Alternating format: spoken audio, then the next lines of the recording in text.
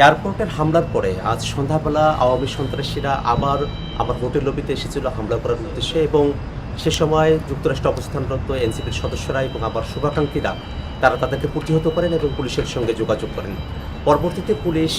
Investigation officer তিনি প্রিসেক্টে এসে মামলা দায়ের করার জন্য আমাদেরকে পরামর্শ দেন। তারই প্রেক্ষিতে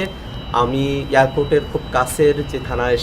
পুলিশের রয়েছে সেখানে এসেছি এবং যারা সেই দিন আমাদের উপরে হামলা করেছিল এবং হত্যার চেষ্টা করেছিল, রেপ থ্রেট দিয়েছিল, তাদের ব্যাপারে আমরা এখানে মামলা দায়ের করেছি এবং একই সাথে ইউএস পুলিশকে আমরা এই বিষয়টা অবহিত করেছি যে যারা এই ঘটনাগুলো যুক্তরাষ্ট্রে ঘটাচ্ছেন তারা বাংলাদেশে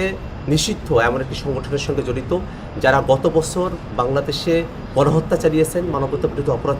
চালিয়েছেন এবং ইউএনের যে রিপোর্ট সে ব্যাপারে আমরা তাদেরকে অবহিত করেছি। আমরা মনে করি যে আওয়ামী সন্ত্রাসীরা তারা দেশে হোক দেশের বাইরে যেখানেই হোক আমরা তাদের ব্যাপারে আইনগতভাবে